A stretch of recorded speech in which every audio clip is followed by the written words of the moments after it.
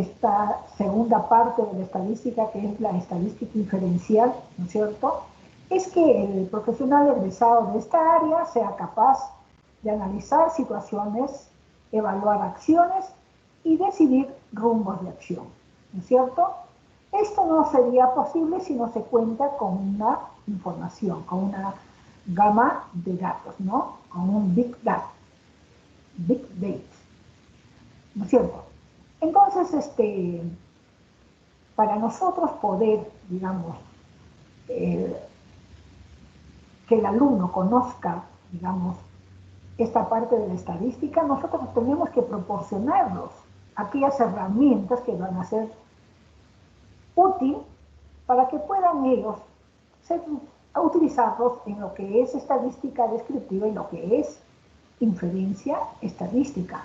Es decir, que el alumno debe distinguir, ¿no es cierto?, cada uno de estos grupos de herramientas que le van a facilitar el trabajo en la asignatura. También sabemos que el alumno ya debe tener el conocimiento para poder diferenciar lo que es una estadística descriptiva, que es la que generalmente, digamos, se trabaja a nivel de muestra, ¿no es cierto?, en donde nosotros luego lo vamos a inferir, digamos, a una población a través de la estadística inferencial.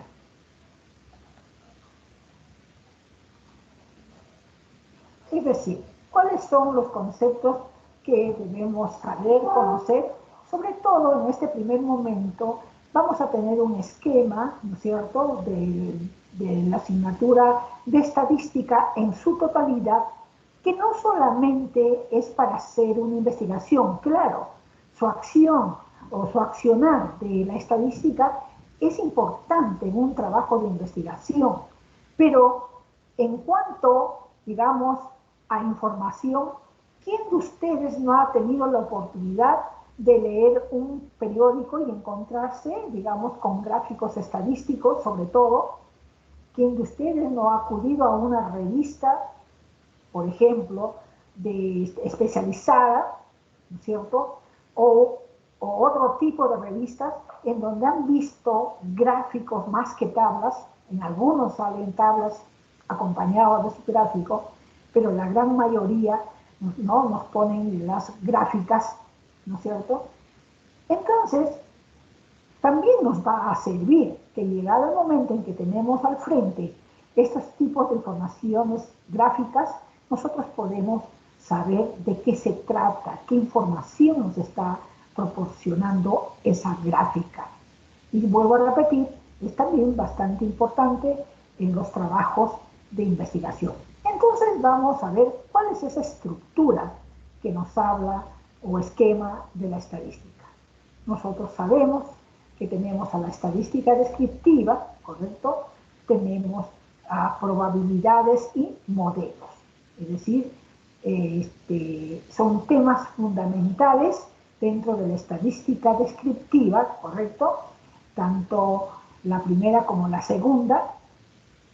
Luego, esta información me va a servir para ser utilizado en la inferencia estadística, las cuales me van a proporcionar ciertas herramientas como son la estimación, como es el contraste o prueba de hipótesis, ¿correcto? Las cuales dentro del grupo de la herramienta de estimación, ¿no es cierto?, vamos a encontrar la estimación puntual, vamos a ver lo que es la estimación por intervalos de confianza, y nosotros vamos a ver que la estadística y la teoría de probabilidades van a ser los pilares fundamentales para el procedimiento de la estadística inferencial, ¿no es cierto? Con ellos nos van a permitir a nosotros estudiar el comportamiento, ya no a nivel muestra, sino el comportamiento a nivel global de un determinado fenómeno.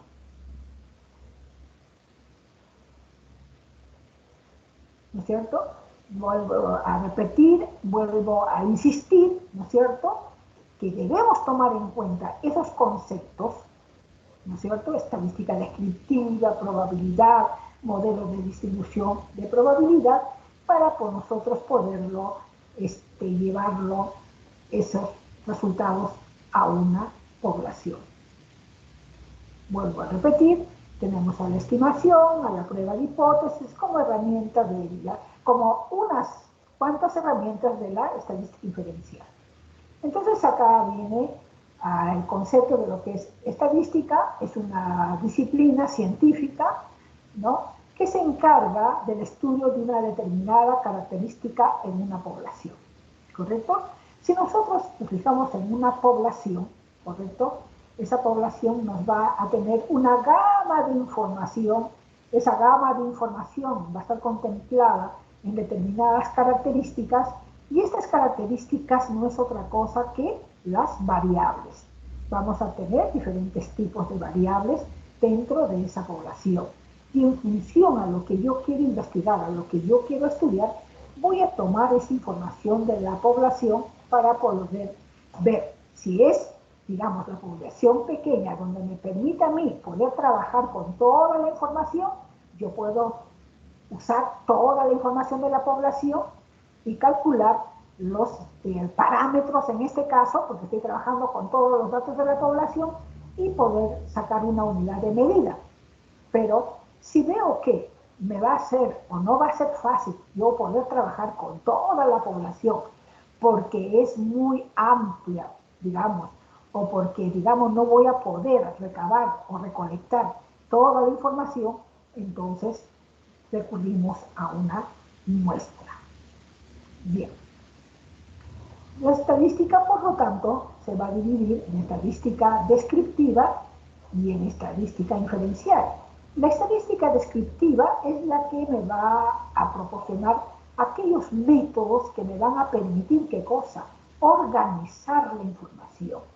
No es lo mismo tener un grupo de datos, un conjunto de datos, digamos, ¿no?, en forma, digamos, dentro de un grupo, que llevar esos datos a una mejor presentación, que podría ser una tabla, en donde voy a poder visualizar mejor, digamos, el comportamiento de esos datos, y luego poder utilizar para otros fines que conlleva la estadística descriptiva. Por lo tanto, si nosotros queremos dar un resumen, podemos decir que describe el comportamiento de los datos, ¿no es cierto? Y lo importante, ¿por qué debemos organizar esos datos?, ¿no es cierto?, para poder tener una mejor interpretación. Yo tengo un conjunto de datos así por tenerlos sueltos, yo no voy a saber, digamos, podría saber de dónde he sacado, de qué se trata esos datos, pero si los tengo desordenados, ¿correcto?, no voy a tener una mejor visión para yo poder sacar ciertas conclusiones de esos datos. Entonces, nosotros vamos a ver que la estadística descriptiva se encarga de lo que es de la recolección de los datos, ¿no es cierto?, organizar esos datos, luego presentarlos a través de tablas, a través de gráficos, luego hacer análisis. Estos análisis ya se va a caracterizar por sacar medidas de centralización, medidas de variabilidad, medidas de forma, etcétera, etcétera, para luego nosotros poder hacer una buena interpretación de esos datos. En cambio, la estadística inferencial va a trabajar con información que lo va a tomar de la estadística descriptiva, o sea, de la muestra, y posteriormente lo va a extrapolar, lo va a inferir a toda la población con esos nuevos conceptos que vamos a tener de estadística inferencial, pero que se va a cometer errores. Y esos errores se pueden medir, lo vamos a poder medir esos errores, digamos, en términos de probabilidad. Es decir, resumiendo, la estadística inferencial se apoya en la estadística descriptiva y en la probabilidad, va a inferir conclusiones generales, y por último, va a permitir predecir el comportamiento de cierto fenómeno. ¿Cuáles son aquellas herramientas? Les estaba mencionando: contraste de hipótesis, mira, intervalos de confianza, que también puede ser la estimación puntual, más se utiliza la estimación por intervalos de confianza. Ahí vamos a ver los errores de tipo 1, de tipo 2 que se cometen, ¿correcto? Y luego es importante tener en cuenta la ley del teorema del límite central. Este teorema del límite central nos permite a nosotros poder trabajar con distribuciones normales. Es decir, gran parte de los fenómenos que suceden en la naturaleza, algunos, tienen un comportamiento de tipo normal. Pero ¿qué sucede si nos encontramos con otros fenómenos que no tienen este comportamiento normal, pero que sabemos que el número total de datos de la muestra es mayor o igual que 30? El límite central nos dice que si es que nosotros tenemos una muestra donde la cantidad de datos, o sea, n minúscula, es mayor o igual que 30, entonces nos dice que vamos a asumir que tiene un comportamiento de distribución normal. Ahora, cuando hemos desarrollado los modelos de distribución de probabilidad, en donde lo habíamos clasificado por modelos de distribución discretas y modelos de distribución continuas, también al desarrollar en el caso discreto el modelo de distribución binomial, ¿correcto? Nosotros hemos mencionado lo siguiente, que dado determinadas características que debe cumplir el modelo binomial, nosotros con estas características podemos transformarlo a una distribución normal, ¿correcto? Y se conoce como aproximación de la distribución binomial a una distribución normal. De igual forma, podemos hacer con el modelo de distribución de Poisson, que también lo podemos transformar a una distribución normal. Es decir, de que nosotros, dado la distribución que tengamos, ¿no es cierto?, y cumpliendo con determinados requisitos, nosotros podemos llevar, ¿correcto?, esa distribución binomial a una distribución normal. Y como vuelvo a repetir, en caso de la ley del teorema del límite central nos dice si n es mayor o igual que 30, otros lo ponen que mayor de 30, otros lo ponen inclusive mayor que 50, estamos hablando de una distribución de tipo normal, ¿no es cierto? Estos conceptos nos facilitan para poder trabajar nosotros con modelos de distribución normal, ¿correcto? Bien. ¿Cuáles son los objetivos que se persigue en esta asignatura? Capacitar al alumno para extraer, resumir y comunicar información a partir de conjuntos de datos experimentales. Proporcionarle las herramientas para la construcción de modelos para estos datos a través de variables aleatorias. Finalmente, introducir al alumno en los conceptos de inferencia estadística, permitiéndole llegar a conclusiones significativas a partir de una muestra. Entonces, recordemos lo ya aprendido en estadística. Nosotros hemos desarrollado conceptos fundamentales que son necesarios saberlos y distinguirlos para hacer un buen trabajo en estadística. Nosotros habíamos empezado definiendo lo que es una población, ¿correcto? Una población en donde en este caso está representado por personas, sabiendo que población no solamente se refiere a personas, sino habíamos mencionado que población también se refiere a cosas u objetos, ¿no es cierto? Y que lo que se busca es que esta población tenga características en común. Eso, digamos, es la población. Entonces nosotros de ella extraemos una muestra, ¿correcto? Y esa muestra debe ser representativa, esa muestra debe ser aleatoria, ¿correcto? Para que sea representativa debe ser aleatoria, no direccionada. Y luego tenemos las unidades elementales, ¿correcto? Y es, en este caso que está formado nuestra población de personas, es cada una de esas personas quienes nos van a dar la información en función a la característica que nosotros estamos investigando o estamos estudiando. Por ejemplo, si mi característica es sexo, ¿no es cierto? Me va a contestar uno de ellos, ¿no es cierto? Si es sexo femenino o sexo masculino, ¿correcto? Entonces, si la variable es color de ojos, uno de las unidades elementales me va a decir color verde, el otro color pardo, el otro color azul, el otro puede ser también verde, etcétera, etcétera.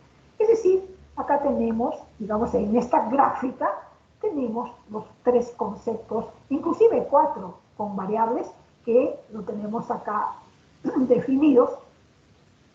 Posteriormente, ¿no? Lo vamos a ver en forma un poquito más detallada, en donde también es necesario cuáles son aquellas técnicas de muestreo que se conocen dentro de la estadística. Y vamos a tener aquellas muestras que son probabilísticas, pero también vamos a tener aquellas muestras no probabilísticas. ¿Cuáles son y qué es una muestra probabilística? Primeramente vamos a ver cuáles serían.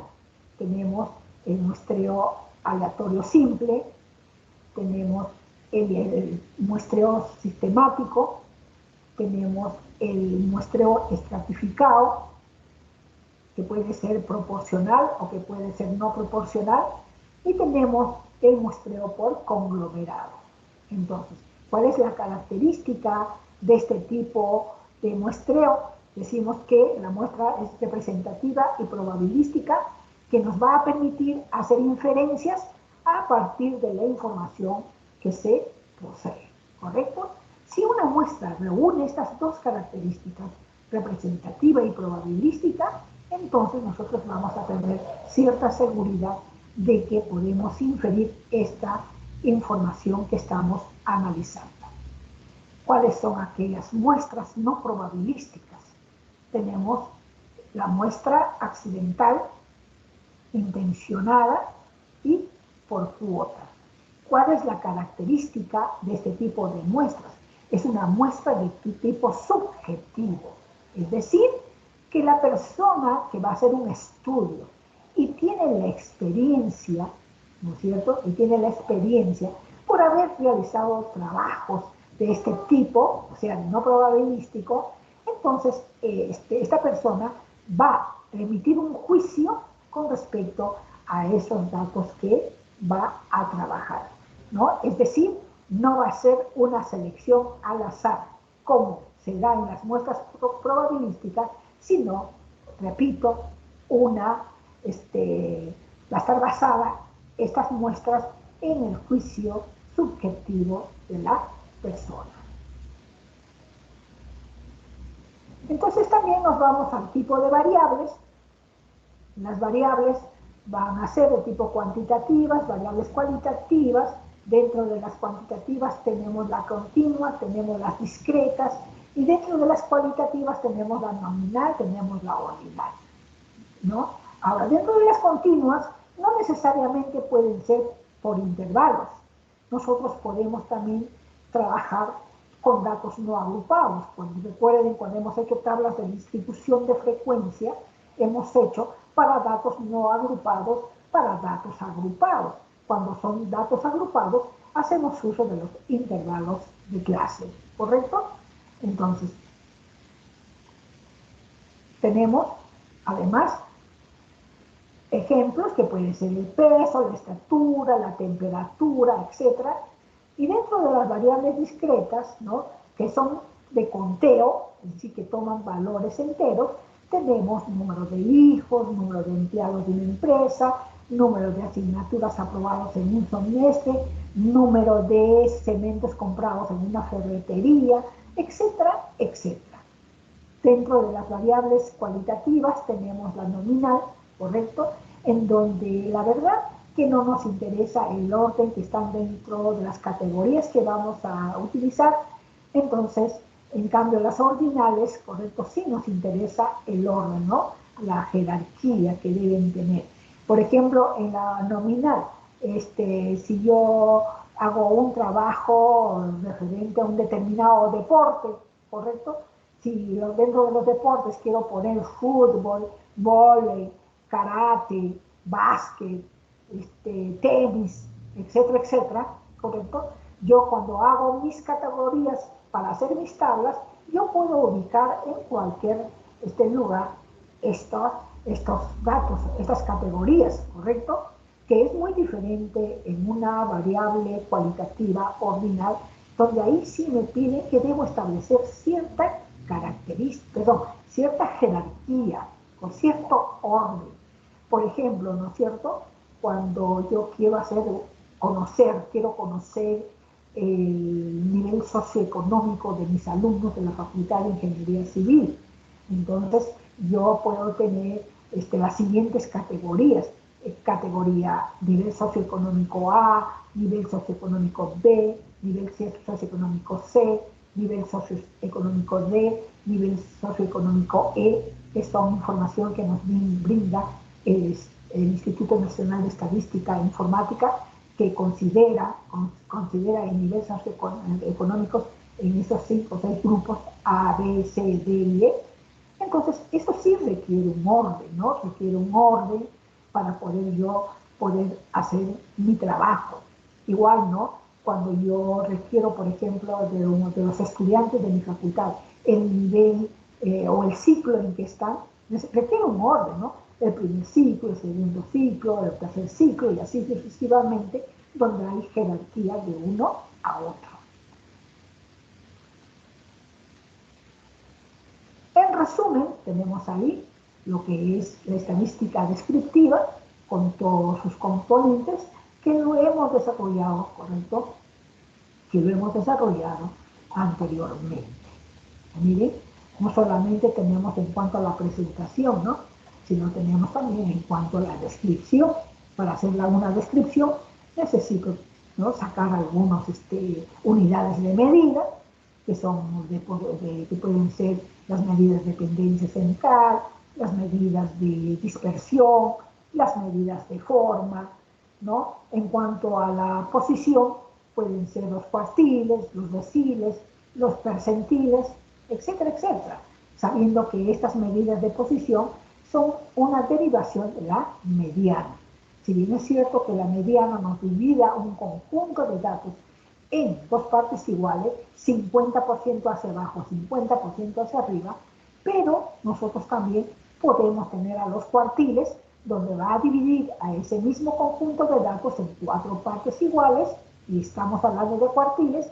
Si lo dividimos en 10 partes iguales, estamos hablando de los deciles, y si lo dividimos en 100 partes iguales, hablamos de los percentiles, y cada uno de ellos tiene su interpretación, ¿correcto?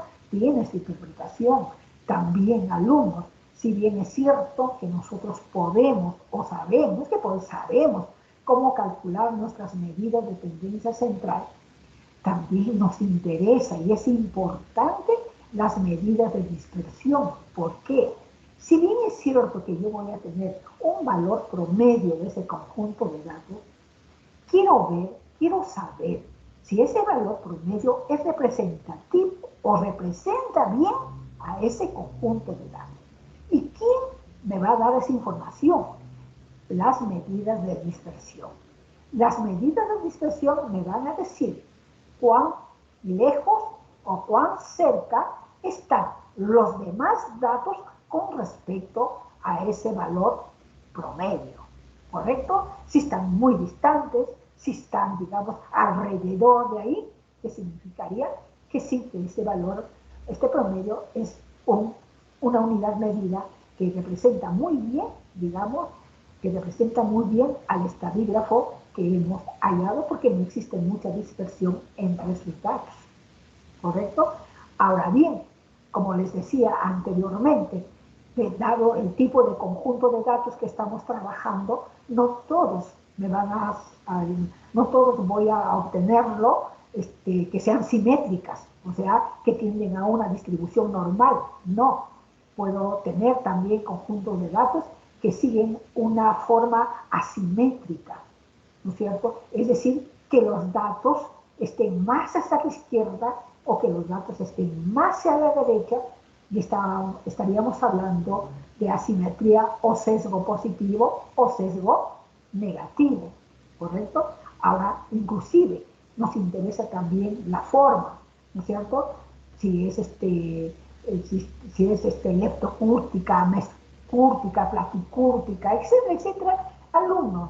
Pero todo lo que hemos visto en estadística, todo esto hay que tenerlo presente porque de alguna forma lo vamos a ver en estadística inferencial. A veces me olvido y creo que estoy en el curso de estadística. Muy bien, continuamos. Otra de las herramientas que es importante saber, recordarlo sobre todo, es la teoría de probabilidades. Porque lo que sabemos de estadística descriptiva, más la teoría de probabilidades, como lo hemos dicho ya, van a sentar las bases para la inferencia estadística. Entonces, nosotros en el PPT visualizamos y nos dice que las situaciones aleatorias son aquellas que no se pueden predecir con certeza, ¿no? Y dicen que mediante este concepto matemático de probabilidad, ¿no es cierto?, es posible ajustar de la manera más exacta posible los imponderables en los más variados campos, tanto de la ciencia como de la vida cotidiana. Es decir, nosotros podemos, digamos, predecir cuál va a ser la probabilidad de que ocurra determinado fenómeno. Ojo, pero tiene que ser un fenómeno de tipo aleatorio, que es donde se basa la teoría de probabilidades. La teoría de probabilidades no se basa en fenómenos determinísticos. ¿Por qué? Porque los fenómenos determinísticos ya con anticipación sabemos el resultado. En cambio, los fenómenos aleatorios no, desconocemos por estudios pasados o por ciertas situaciones nosotros podemos predecir, digamos, a través de la teoría de probabilidades, cuál es la probabilidad de que va a ocurrir un suceso determinado, ¿no es cierto? Si yo tengo un experimento de lanzamiento de una moneda, sé que su espacio muestral es cara cero, y quiero hallar cuál va a ser la probabilidad de obtener cara, de hecho que sé, por la teoría de probabilidad, que va a ser un medio, o sea, 50%. ¿Correcto? Miren ahí, en un ejemplo simple, cómo es de importante esta teoría de probabilidades, vuelvo a repetir, y también la estadística descriptiva. Ahora vamos a tomar un ejemplo. Vamos a girar, se trata de una ruleta, digamos, y vamos a girarlo y vamos a ver, digamos, qué número va a salir, ¿correcto? Correcto, vamos a ver. Y acá vamos a ver también los tres campos que manejan la teoría de probabilidades. Cuando nosotros hablamos de teoría de probabilidad, tenemos que saber, perdón, que es un experimento aleatorio, que es un espacio muestral, perdón.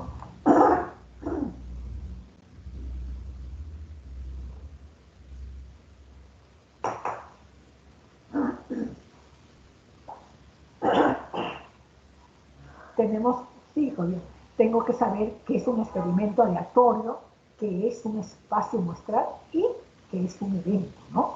Que un evento, ¿no? Lo hemos visto también, lo vamos a verlo en esta ruleta. Tenemos ahí la ruleta, ¿correcto? Que tiene el número 1, el número 2, el número 3, el número 4, 5, que al girarlo yo no sé cuál resultado voy a obtener, ¿correcto? Entonces yo digo que en este ejemplo encontramos asociados los tres conceptos que definen la probabilidad. El experimento aleatorio, que es el girar una ruleta. Ese es el experimento aleatorio. El espacio muestral va a estar integrado por todos estos números, el 1, el 2, 3, el 4 y el 5. Y el evento puede ser, pues, obtener 3, ¿no es cierto? Entonces la probabilidad va a ser de 3. ¿Cuántos son? 3 de 5. Y eso va a ser mi probabilidad. Estoy midiendo mi probabilidad. Y a través de este ejemplo estamos recordando los conceptos fundamentales de probabilidad. Entonces, la probabilidad asociada a un suceso o evento aleatorio es una medida del grado de certidumbre o frecuencia de que dicho suceso puede ocurrir. ¿Correcto? Nosotros acá estamos haciendo uso de la definición clásica de la probabilidad, porque ustedes saben que tenemos otros dos tipos de definición de la probabilidad, que es la frecuentista y que es la subjetiva. Variable aleatoria, otro término fundamental para la inferencia estadística, ¿correcto? Acá el PPT es para que lo lean tranquilamente, ¿correcto? Pero yo les voy a explicar de la siguiente forma. Bien. Nosotros también hemos desarrollado variables aleatorias en estadística. Estas variables aleatorias son importantes para luego desarrollar lo que son los modelos de distribución de probabilidad, ¿correcto? Las variables aleatorias son aquellas que nos van a restringir, digamos, el campo de accionar del fenómeno que estamos estudiando, ¿correcto? Porque lo vamos a someter a un determinado concepto. Pero, profesora, ¿cómo es eso? Es lo siguiente y los voy a dar a través de un ejemplo. Ya creo que lo dije anteriormente, ¿no? En la parte introductoria creo que lo he mencionado. Y lo voy a repetir nuevamente porque quiero que quede bastante claro, ¿correcto? Cuando nosotros decimos, a ver, el ejemplo, pues ya, lanzamiento de una moneda 2 veces, ¿correcto? Lanzamiento de una moneda 2 veces. Les decía que ahí tenemos que ese experimento está conformado por el espacio muestral cara a cara, cara sello, sello cara, sello sello. ¿Correcto? Esos son todos sus elementos, todos los resultados posibles de ese experimento son cara a cara, cara sello, sello cara, sello sello. Ahora, mi variable aleatoria, que se representa por la letra mayúscula de las últimas letras del abecedario, X, Y, Z, que podrían ser, correcto, nosotros esa variable aleatoria le vamos a decir que consista en obtener cara, ¿no? En obtener cara. Es decir, tengo mi experimento, tengo mi espacio muestral, tengo mi variable aleatoria que me va a delimitar, ¿correcto?, mi espacio muestral, y la característica de variable aleatoria va a ser, perdón, de esta variable aleatoria va a ser número de caras. Entonces, nosotros tenemos que transformar estos entes que forman mi espacio muestral, que son entes abstractos, porque no son numéricos, lo vamos a transformar en números reales. Y ustedes saben que para transformarlo en números reales, tengo que tener bien definido mi variable aleatoria. ¿Correcto? Entonces, si mi variable aleatoria es número de caras obtenidos, entonces los valores que va a asumir mi variable aleatoria, que va a ser x de y, siendo xy minúscula, que lo conocemos con el nombre de rango o recorrido, ¿correcto?, va a tomar los siguientes valores en orden. 0. ¿Qué significa 0? Este 0 representa a sello, sello. Quiere decir que no hay ninguna cara. Uno, que va a representar a dos elementos del espacio muestral, cara, sello y cara.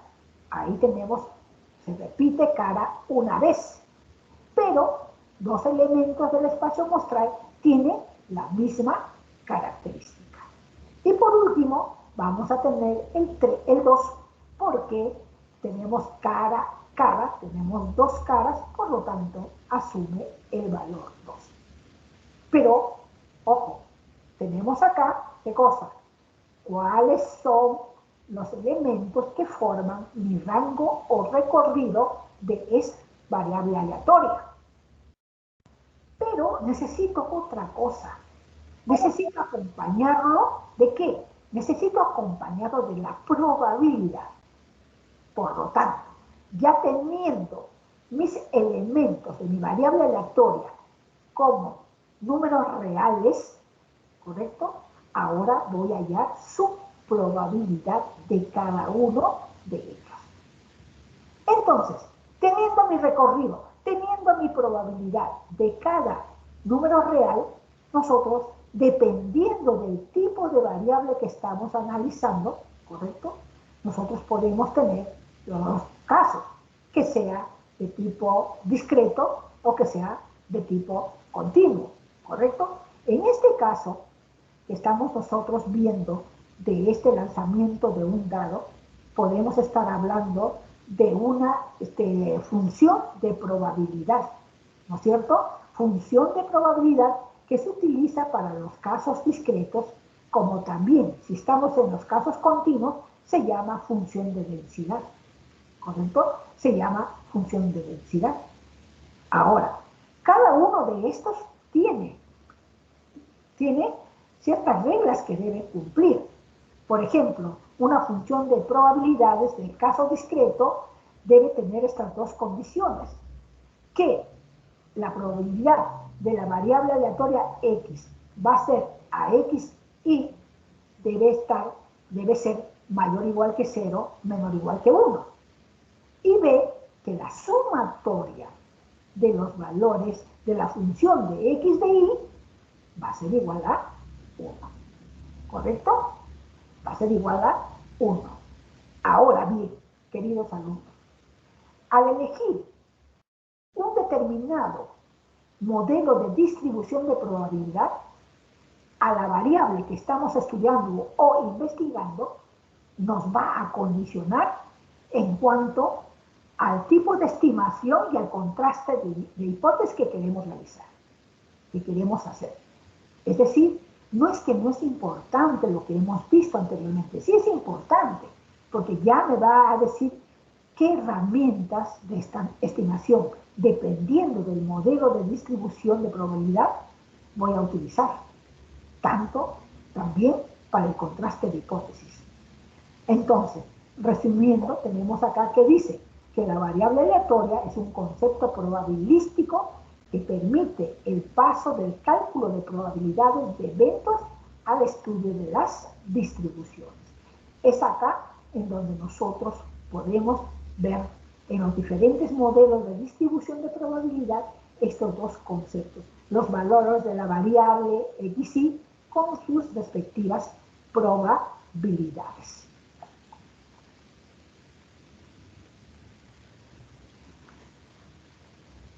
Ahora, también sabemos que podemos hallar la esperanza matemática o valor esperado de una variable, y esto también depende de que si es discreto, si es continuo, tenemos la esperanza matemática o valor esperado, si x es discreto, si x continuo, ¿no? Tenemos integrales por ser su característica continua, podemos hallar también su varianza, ¿correcto? Podemos hallar su varianza, tenemos también las fórmulas correspondientes de cada uno de los casos, digamos, también podemos tener la varianza, la fórmula de la varianza simplificada que nos facilita el desarrollo de problemas. Bien. También tenemos lo que es la simetría, ¿no?, de la distribución de probabilidades, tenemos sus fórmulas correspondientes, ¿no es cierto? Dice que una distribución simétrica tiene coeficiente igual a 0. Un coeficiente positivo indicará una función de densidad con la cola derecha más larga que la cola izquierda. Tenemos también kurtosis. Es decir, alumnos, conceptos que ya ustedes tienen. Y luego, como cerrando, tenemos las distribuciones de probabilidad que yo les he mencionado, que son discretas. No les he puesto cuáles son. Saben que ustedes empieza del ensayo de Bernoulli, que es el origen. De ese ensayo de Bernoulli se deriva lo que es la distribución binomial, la hipergeométrica, también hay la geométrica, hay la de Poisson. Nosotros hemos estudiado la binomial y la de Poisson, ¿correcto? Sabiendo que hay otras, ¿correcto? Y también tenemos el caso de las distribuciones continuas, que con ustedes me parece que hemos desarrollado solamente la distribución normal. Ahora vamos a desarrollar otros modelos importantísimos, que son la T de Student, la chi cuadrado, la F de Fisher. Digamos, distribuciones o modelos interesantes que vamos a utilizar, repito, en inferencia estadística.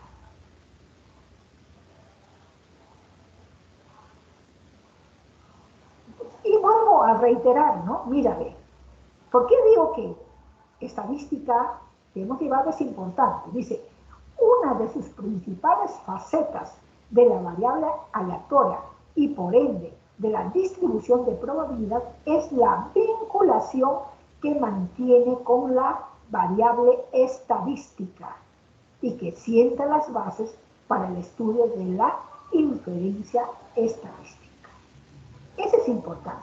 Es decir, cuando nosotros trabajamos haciendo nuestras tablas de distribución de frecuencias en estadística, estamos trabajando con variables estadísticas, ¿correcto? Variables estadísticas. Pero nosotros también tenemos a las variables aleatorias. Y cuando hablamos aleatorias, repito, es aquel que está acompañado por su rango recorrido de esa variable aleatoria y sus probabilidades. Bien, estimados alumnos, hasta acá hemos hecho un compendio, un recordatorio de la estadística que yo lo denomino estadística descriptiva, porque es la parte que lo desarrollamos, nos enfocamos en todas las características de esta parte de la estadística, ¿correcto? En la facultad lo llaman estadística, ¿correcto? Pareciera que estadística fuera tanto la estadística descriptiva e inferencial. Respetemos lo que está en el plan de estudios, ¿no? Para nosotros poder desarrollar lo que nos compete en este semestre, que es la estadística inferencial. Bien, un ratito, por favor. Bien.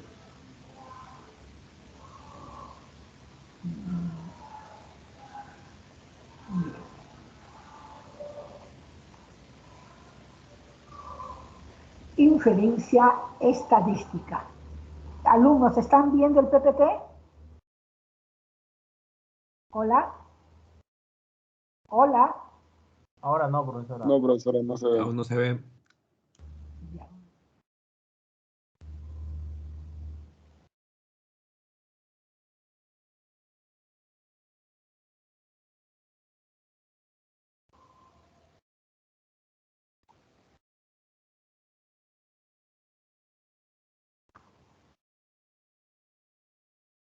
Ahora, ¿están viendo? Hola. Ahora sí, Ahora sí. maestro. Muy bien, muy bien. Entonces, vamos a entrar a inferencia estadística, ¿no es cierto? Vamos a ver qué tiene, cuál es el objetivo general.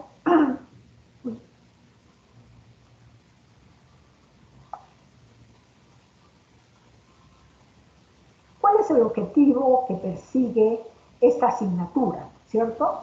Dice que el alumno sea capaz de inferir las características de una población con base en información contenida en una muestra y pueda contrastar diversas pruebas estadísticas para la toma de decisiones. Es decir, En resumen, esta parte de la estadística, o sea, la estadística inferencial, me va a permitir tomar decisiones, ¿correcto? Tomar decisiones.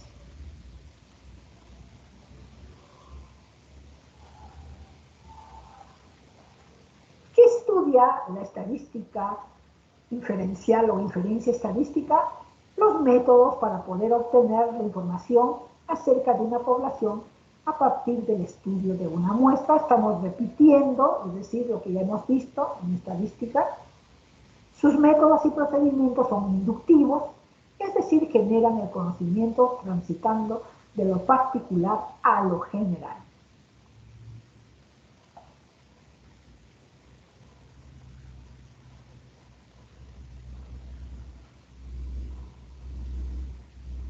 A ver, ¿qué enfoque tiene la estadística inferencial?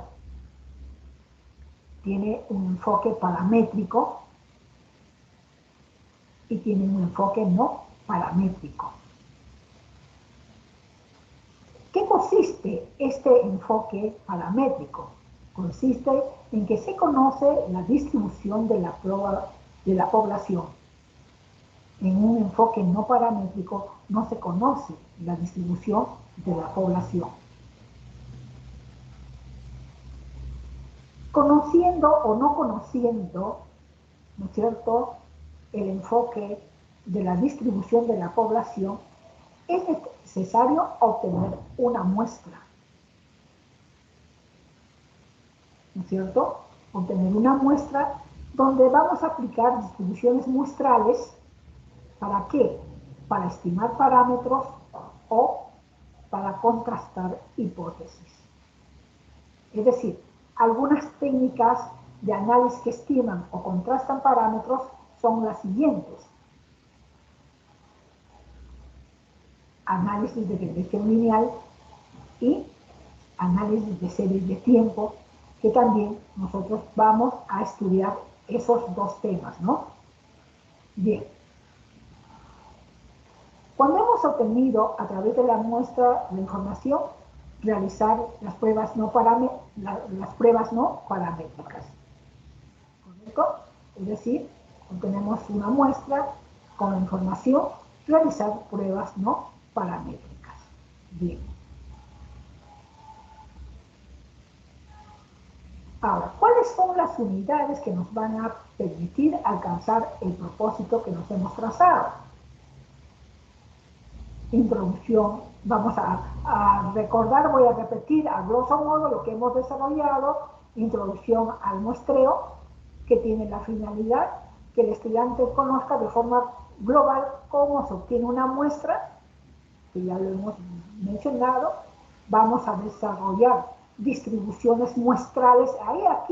He aquí la diferencia con estadística, ¿correcto? Ya les dije que nosotros acá vamos a desarrollar distribuciones muestrales donde de una población no vamos a extraer solamente una muestra, sino vamos a estudiar, sacar o extraer n muestras y le vamos a aplicar el estadístico correspondiente o estadígrafo correspondiente, ¿no? Para poder llegar a una distribución muestral. En que dice presenta las distribuciones muestrales más empleadas en inferencia estadística. ¿Y cuáles son esas distribuciones más empleadas? La media aritmética y la varianza, queridos alumnos. Esto se aplica bastante en temas en los fenómenos que suceden en la naturaleza, ¿no? Luego vamos a desarrollar estimación de parámetros, ¿correcto? ¿No? Es decir, ya no vamos a tener un estadígrafo, sino vamos a ver cómo obtener un parámetro que va a ser una unidad medida de una población. Vamos a desarrollar la prueba de hipótesis, ¿no? La prueba de hipótesis con una distribución chi cuadrada, ¿no? Es decir, que tenemos ahí, ¿no es cierto?, lo que vamos a desarrollar en la parte 6, análisis de regresión lineal simple, ¿no es cierto? Pero, digamos, vamos a hablar también de análisis de series de tiempo, ¿correcto? Pero pruebas estadísticas no paramétricas, pero nosotros vamos a ver todo desde el punto de inferencia estadística. Nosotros ya hemos desarrollado lo que es una regresión lineal, ¿correcto? Hemos desarrollado una asignatura, pero ahora vamos a utilizar, digamos, también aplicar prueba de hipótesis, etcétera, en este tipo de tema, ¿no? En estos análisis de serie de tiempo, de regresión lineal, etcétera, etcétera. ¿No es cierto? No paramétricos. Bien. Introducción al muestreo. Esta metodología de muestreo es importante porque nos permite extraer, digamos, información que garantice la confiabilidad de los datos que estamos trabajando. ¿Qué es lo que vamos a hacer? En primer lugar, se va a hacer una introducción de conceptos importantes en estadística inferencial. Mira, retomamos lo que es parámetro, lo que es estimador, lo que es estadístico. Luego se abordan los alcances de la materia, estimación y prueba de hipótesis, así como los tipos de muestreo y de muestras para trabajar en un estudio. Por último, se plantean brevemente las metodologías de muestreo más comunes y ejemplos de cálculos de tamaño de muestra para estimar un promedio de una proporción poblacional. ¿No es cierto? Mira, son los temas que vamos a ver. ¿Y cuáles son aquellos conceptos? Recordemos nuevamente: población, conjunto de elementos en los que se observa alguna característica en común. Ya estamos en lo que es inferencia estadística. Parámetro, característica numérica que describe una variable observada en la población. Observaciones, valores que toma la característica observada en cada elemento de la población. Muestra, conjunto de unidades representativas de una población. Es un subconjunto de esa población. Estadístico, función de valores de la muestra. Estimador. Estimador es un concepto bastante utilizado en inferencia estadística, ¿correcto? En donde en estadística, ¿correcto?, descriptiva, lo llamamos estadístico, y en inferencia estadística lo denominamos estimador, ¿no? Dice, es una regla o fórmula con los valores de una muestra para determinar el valor de un parámetro poblacional que se interesa conocer, ¿no es cierto? Si nosotros, por ejemplo, en la muestra hemos calculado la media aritmética, eso viene a ser un estadístico. Pero ahora, si yo quiero hablar de distribución muestral de la media aritmética, ¿correcto? Distribución muestral de la media aritmética, yo voy a tomar la información que me proporciona la muestra, pero ya no lo voy a llamar estimación o estadígrafo, sino lo voy a llamar estimador, que va a ser el estimador de la media aritmética, que lo voy a utilizar, digamos, en mi distribución muestral. Luego viene la inferencia estadística, que está basada en el estudio de las muestras. La muestra debe ser representativa de la población para extraer conclusiones válidas sobre esta población. Y la muestra debe ser aleatoria. Eso es la base fundamental para inferencia estadística. Debe ser aleatoria. Y luego viene ya lo que es estimación de parámetros, ¿correcto? La estimación de parámetros y prueba de hipótesis, ¿no es cierto?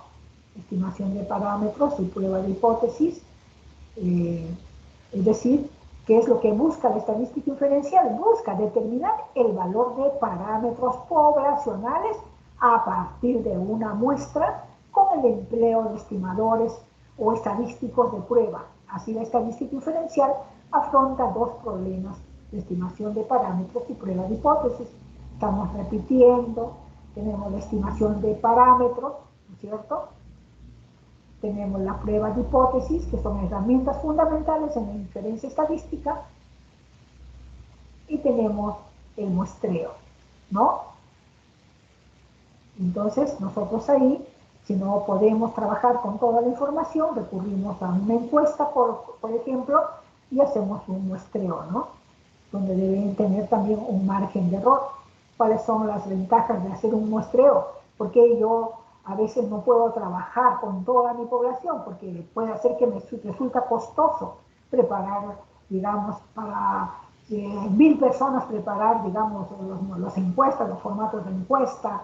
Por ejemplo, enviar a diferentes lugares al personal que me va a representar un costo, ¿correcto? Etcétera, etcétera, ¿no? Que me impiden a mí trabajar con toda la población, ¿no es cierto? Por ejemplo, ¿no? Ustedes saben, queridos alumnos, cuando se hace un censo, ¿correcto? Un censo no se hace generalmente anualmente, se hace cada 1000 años. ¿Por qué? Porque pues representa gasto, representa capacitación, representa agenciarse de de un procedimiento sofisticado para que yo pueda, digamos, cumplir con, digamos, entregar o sobre todo recopilar una buena información, capacitación a las personas que van a encuestar, ¿correcto? Es decir, va a ser una labor ardua, amplia, por eso es de que estos censos generalmente se desarrollan cada 10 años. ¿Cuál es la otra ventaja? Menor tiempo. ¿Y cuál es la otra ventaja? Mayor control. ¿Menor coste en qué? En la capacitación del personal, en la recolección, el análisis y obtención de los resultados y en el control del personal. ¿Correcto? Ya hemos visto muestreo aleatorio, muestreo de juicio.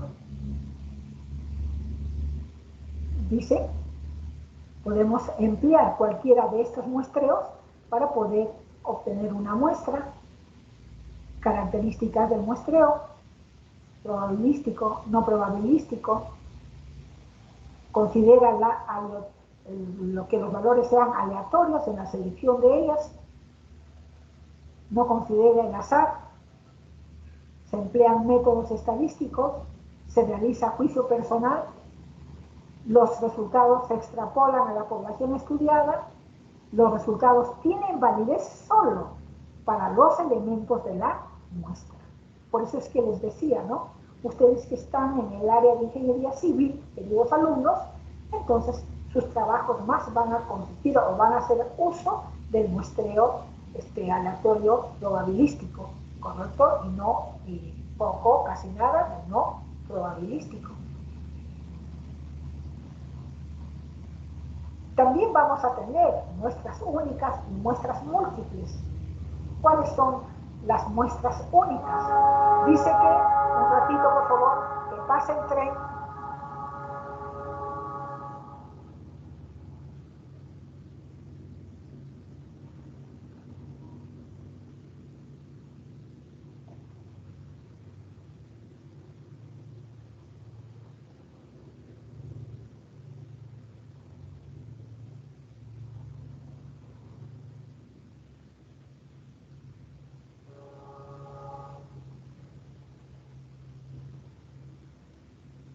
Bien, entonces, las muestras únicas, ¿no? Dice que el estudio se centra en una población y de ella se extrae una muestra.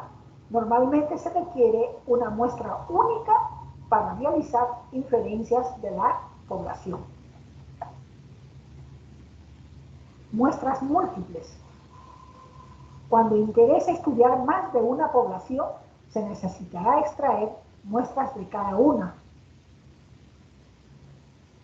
También podemos tener las muestras independientes y muestras relacionadas.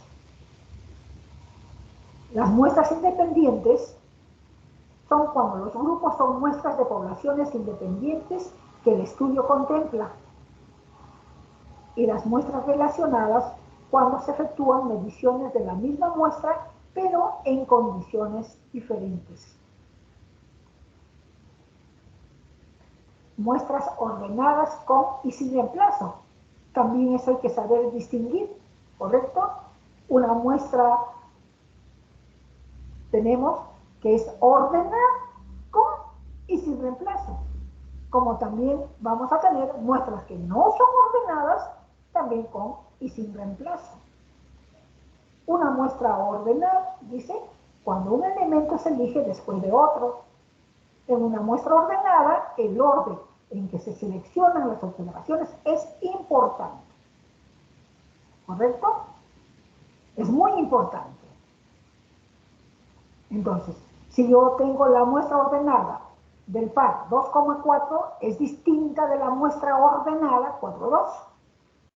No es lo mismo, es diferente. ¿No es cierto? En la muestra primera, ¿correcto? Por ejemplo, se seleccionó primero el 2.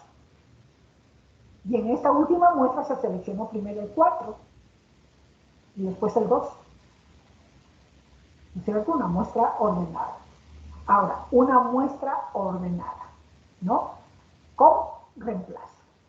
También cuando desarrollábamos probabilidad dijimos, ¿no? Con reemplazo, sin reemplazo. Con reemplazo es que cuando tú tienes en una urna un conjunto de elementos y vas extrayendo uno por uno, entonces tú regresas, ¿correcto?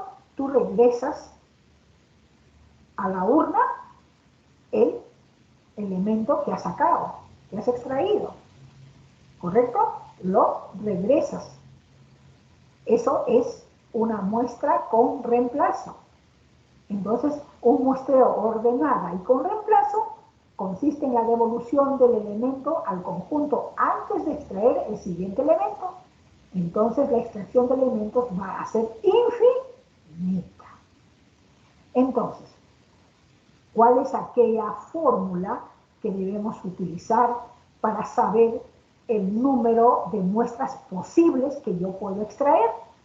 Que la vamos a identificar con M, número de muestras posibles de R elementos. Va a ser N elevado a la R, donde N es el número total de elementos, R es igual al tamaño de la muestra.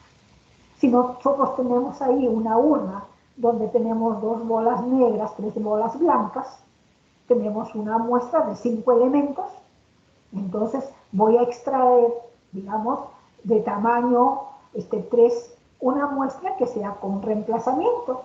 Y si yo quiero saber cuántos van a ser las muestras posibles que yo puedo extraer bajo esas condiciones, elevo 5 a la 3, me va a dar 125 muestras posibles. Estamos en muestreo ordenada y con reemplazo.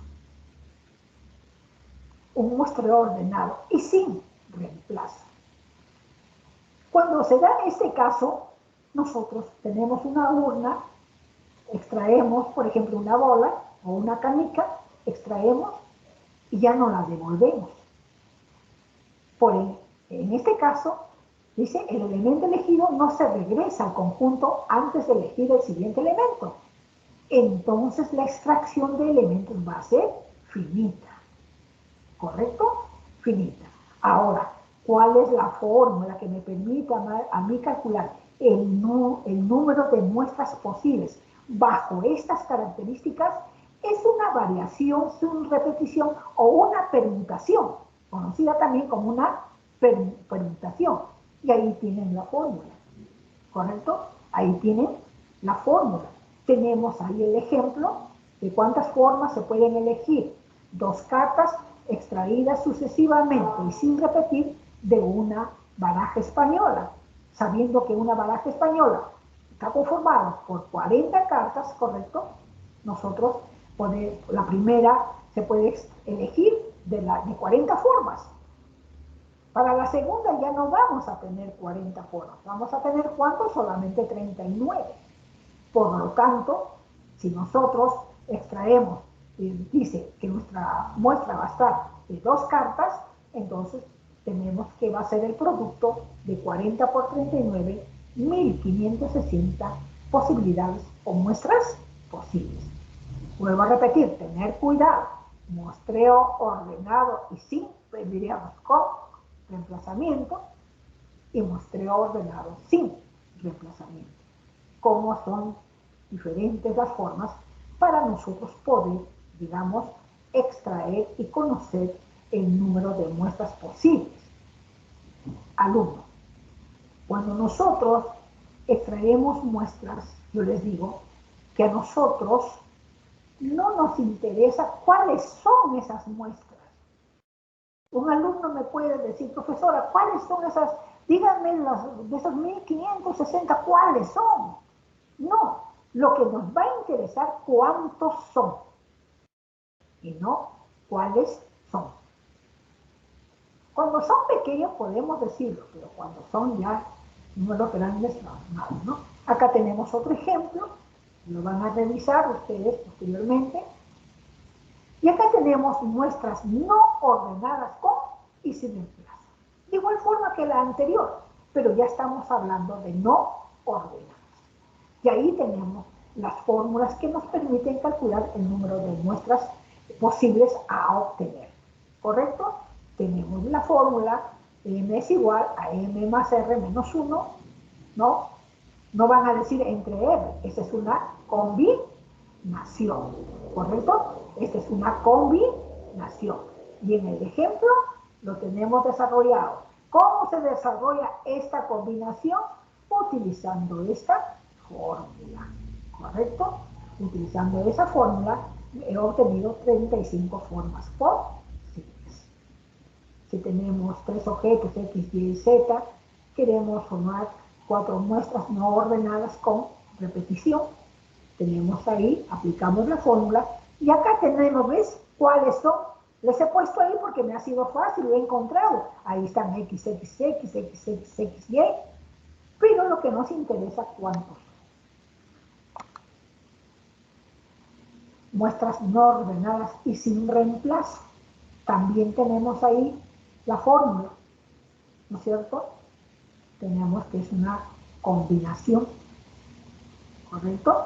Y tenemos cómo obtenerla, ¿no? Así representamos la combinación, como también puede ser de esta forma, o en otras formas, ¿no? Y mira, una combinación es la relación entre una variación y una permutación, ¿correcto? Y obtenemos los resultados correspondientes. Muy bien, estimados alumnos, vamos a llegar hasta acá, ¿correcto? Muestras no ordenadas. El día lunes ya estamos avanzando en el desarrollo del contenido de este PPT, ¿correcto? Y vamos tal vez a dar ejemplos, etc. Pero ahorita quiero hacer un paréntesis, ¿correcto? Y ya nos faltan unos cuantos minutos para lo siguiente. Bien, nos hemos quedado en muestras no ordenadas sin reemplazo. Y vienen acá, creo, hay ejemplos, sí, hay ejemplos, y luego vamos a ver errores más tarde. Muy bien, alumnos, he querido hacer un paréntesis para saber, creo que en un principio les he manifestado, de que cómo vamos a desarrollar el curso. Primeramente decirles, les comenté que el sílabus los voy a mandar cuando la secretaria de la oficina de departamento académico me mande el sílabus oficial. Voy a reiterarlo, ya le he pedido varias veces, voy a reiterar lo que me mande, porque tiene que ser un sílabus oficial, que lo manejemos todos los profesores que enseñamos estadística inferencial, ¿correcto? Eso me falta mandarles. Y luego, estoy viendo que son 15 alumnos, ¿correcto? 15 alumnos.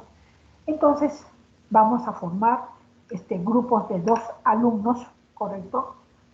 Grupos de 2 alumnos, a ver, de 2, tendría, a ver, 15, 5 grupos. Ya, va a ser grupos de 3, ¿ya? Grupos de 3 alumnos, ¿ya? En donde van a presentar los trabajos que yo solicite, pueda que, dado desarrollado un tema, ¿correcto? Desarrollado un tema, puedo yo dejarles trabajos y el trabajo va direccionado a todos los alumnos de la sección, ¿correcto? A todos. Y los días miércoles lo vamos a tomar como los miércoles de hacer un poco más de ejercicio de lo que se ha hecho en la teoría, ¿correcto? Un poco más de ejercicio, y vamos a utilizar el tiempo para que los alumnos puedan exponer, digamos, las tareas que yo voy dejando, ¿correcto? Que voy dejando. Eso significa que son 15 alumnos ustedes en esta sección, que si van a integrar 3, voy a tener 5 grupos, ¿correcto? Voy a tener 5 grupos, ¿ya? Y entonces, el día miércoles yo puedo decir, ¿no? A ver, el alumno, vamos a decir Castillo, por decir un apellido, Castillo que tiene como integrantes a Pareja, que tiene a Rodríguez, ¿correcto? A ver, exhiban su PPT, expongan los trabajos que han realizado. Entonces, si yo agarro y les digo, van a resolver 3 problemas, ¿no? Entonces, el alumno, yo le puedo decir, a ver, Pareja, me expon el problema número 2. No, profesora, yo no he desarrollado el 2, he desarrollado el 3, lo siento. Todo el grupo está sin nota o está con 0, ¿correcto?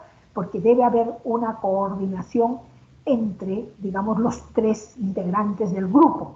¿Por qué? Ya me ha pasado, cuando hemos llevado estadística, una líder del grupo, ¿correcto?, presentó un excelente trabajo, pero felizmente ella luego conversó conmigo y reconoció que no se había dado el trabajo de revisar el trabajo de sus compañeros. Y sus compañeros presentaron cualquier cosa menos el trabajo solicitado. Entonces se vio la chica afectada, se fue inclusive hasta el último examen, que es de aplazados, por esa razón, ¿no? Pero ella me decía, pero profesora, no es justo. ¿No es justo? Claro que no es justo. Pero tampoco es justo que ella, como líder, no haya revisado el trabajo y lo haya mandado por mandar. O sea que soy el líder, ya pues mándame y lo llevo a una carpeta y ¡bum!, lo mando a la profesora. No, si se forman tres alumnos es para que se ayuden entre ustedes, para que colaboren entre ustedes. Y lo que hace uno debe saber el resto. Dentro del grupo puede haber un alumno que no ha entendido bien en el momento de la exposición, pero otros sí, o los otros 2 sí. Entonces van alimentándole a su compañero de esos conceptos que él no lo había asimilado, digamos, bien. De eso se trata, de eso se trata. En un principio quise que fuera individual sus notas, pero también nosotros como docentes tenemos que incentivar, tenemos que motivar que exista también esa relación que debe existir entre compañeros de aula, ¿correcto? Para que de esa forma, ¿correcto?, se va retroalimentando tal vez los integrantes del grupo con más información, porque habemos de todos, por favor, habemos de todos. Yo voy a pedir información de cada uno de ustedes, si trabaja o si no trabaja, queridos alumnos. El hecho de que esté trabajando no se va a ver beneficiado con la asignatura, lo siento. El alumno que trabaja, sí, profesora, es que la coyuntura, es cierto, pero el alumno tiene que ver cuántos cursos va a llevar. No me puede llevar los 8 cursos, los 6 cursos. No me puede llevar. ¿Por qué no me puede llevar? Porque está trabajando. Había alumnos en estadística, estando en su trabajo, contestándome ahí con el celular, algún profesor presente, profesor, y luego se olvidaba, se iba y ya no estaba en clases. Les llamaba para que intervengan, porque también van a tener nota de intervención. Yo voy a llamar a cualquier alumno. Lo siento, si el alumno no ha venido y le he llamado, tiene 0, pues. Ahora, si el alumno, antes de justifica su inasistencia, que la justificación puede ser máximo, vamos a ponerlo, ya, lo voy a poner, ¿cuánto? El 30%, ya, máximo 3 justificaciones, lo puedo reconsiderar. Porque eso está sucediendo. Los alumnos, o hay compañeros que responden presente por otro. No, pues alumnos, vuelvo a repetir. Aquellas personas que trabajan, sí, hay que trabajar. Muchos padres han perdido trabajo, todo, pero también tienen que saberse medir en el número de asignaturas que tienen que llevar, que van a poder llevarlo. ¿correcto? Entonces, yo voy a estar evaluando. Voy a estar, miércoles va a ser el día de las exposiciones. Entonces el alumno me puede decir, entonces los lunes no voy, los miércoles sí, porque lo fijo la profesora va a llamar. No, los lunes puedo llamar para intervención. ¿Correcto? Para intervención del alumno, de algún concepto, que le puedo yo preguntar a cualquiera. Hay que estar en clases, alumnos. Repito, por X motivos. Tampoco voy a hacer así, pues, a rajatabla, ¿no? Justifique con anticipación. Justifique. Bien. Entonces, es bueno tener en claro cómo vamos a desarrollar el curso. Ahora, otra cosa, queridos alumnos, ya cerrando con lo que respecta a la asignatura de estadística inferencial. Ustedes saben también que soy jefa de la oficina de tutoría y psicopedagogía. Muchos de ustedes, estimados alumnos, han visto que en esta época han acudido a mi persona para alguna consulta que han querido hacer, ¿correcto? Porque tenían dificultad de comunicarse con dirección de escuela o con el coordinador de escuela, ¿no es cierto? Han tenido dificultad, han acudido a mi persona y por intermedio de Nelly Andrés, yo me he puesto en contacto con el ingeniero Pumarigran y muchas cosas han salido, han sido contestadas sus consultas porque he sido un nexo entre ustedes y la autoridad de escuela profesional de nuestra facultad. Muchos alumnos se han quejado del servicio que se está prestando, pero a veces sin fundamento. A veces desconocemos muchas cosas. No voy a decir que a un 100%, pero la oficina de escuela profesional es una oficina crítica en nuestra facultad. ¿Por qué digo crítica? Porque los alumnos todos tienen que acudir allí para cualquier consulta. Para cualquier consulta, porque es académico a escuela profesional. Pero a veces resulta, no es que el ingeniero no quiera contestarles, no es que el ingeniero no quiera atenderlos, pero a veces el ingeniero se ve limitado. ¿Por qué? Por ejemplo, los alumnos me han estado, pero no 1, 4, 5, profesora. Desde el año pasado estoy pidiendo que me hagan el cambio de malla curricular y no recibo respuesta de ningún lado, profesora. ¿Correcto? No tengo. Se tiene que formar una comisión. Esa comisión no lo forma el director de escuela, lo forma otras autoridades. ¿Entiendes? Hasta que la comisión no esté formada no se puede hacer nada. Hay alumnos que me han consultado, profesora, he sido separado de la facultad para el 2020, pero ahora en el 2021 quiero retomar mis estudios y no encuentro, he mandado a que me respondan y no recibo ninguna respuesta, profesora, me encuentro desesperada. Yo consulto con el director de escuela y me dice, Nelly, OCRAC no me manda, no me está enviando quiénes son los alumnos que han repetido por tercera vez la misma asignatura, y si yo no tengo esa información, no podemos hacer las resoluciones.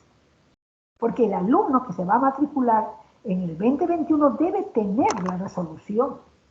Ahora, no es que esté echando la culpa a OCRAC, sino que yo me he enterado de que ya la Zoom web no va a funcionar, o ya no funciona, creo, no sé, pero me dijeron que no va a funcionar, y que toda esa base de datos que ha estado en la Zoom web lo estaban transfiriendo a otro sistema, a otro programa, etcétera, etcétera.